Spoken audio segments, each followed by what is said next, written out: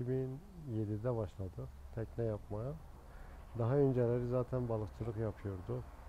Yaklaşık 22-23 senedir balıkçıyız. Ondan sonra 2000'den beri tekne yapımına başladık.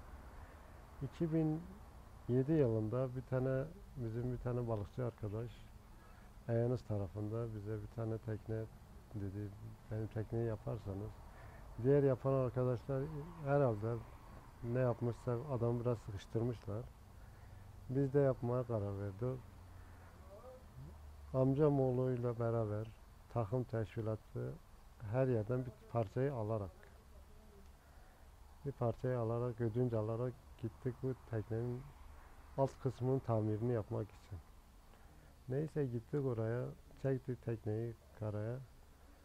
Orada yapmaya başladık. Altını falan değiştirdik. İyiydi. Allah'a şükürler olsun başardık. Tekneyi yaparken bir de daha emin olmak için teknenin içini su doldurdum. Kaçırma var mı yok mu? Ondan sonra işimiz iyi. Kaçırayı tekrar kaynak yaptık. İşimiz düzgündü. Allah'a şükürler olsun.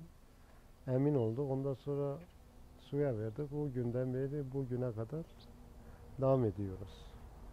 Son 2 senedir daha önce merdiven altı yapıyorduk. Ondan sonra tabii izin verilmedi. Verilmedik takdirde mecburi tersane konmak zorunda kaldık. Tersanemizi kurduk. Allah'a şükürler olsun.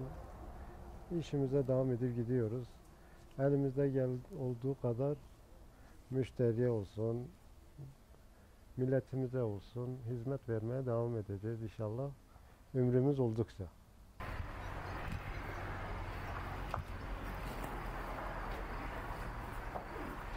2007'de bu işe başladık. Herhangi bir sıkıntı olmadı Allah'a şükür. Devam ediyoruz halen. Türkiye'nin her yerine üretimlerimiz vardır. Ondan sonra motor aksamı falan her şey bizde. Yani bütün işçiliğini biz yapıyoruz. Aynı zamanda iç döşemesi olsun, boyası olsun hepsini biz yapıyoruz. Teknik güzellikler sürekli hepsi bizdedir.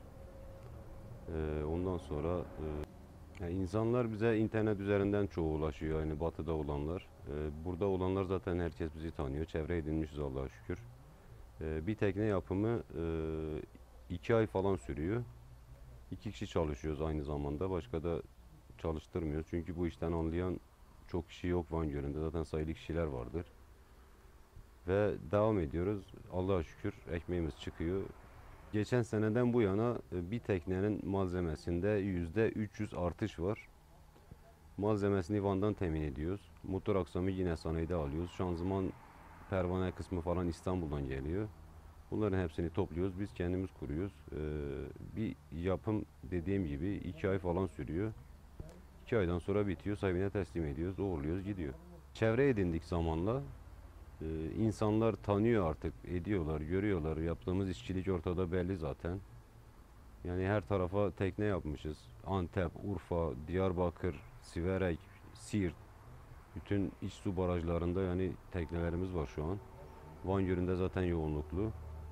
Bu şekilde devam ediyoruz Allah'a şükür.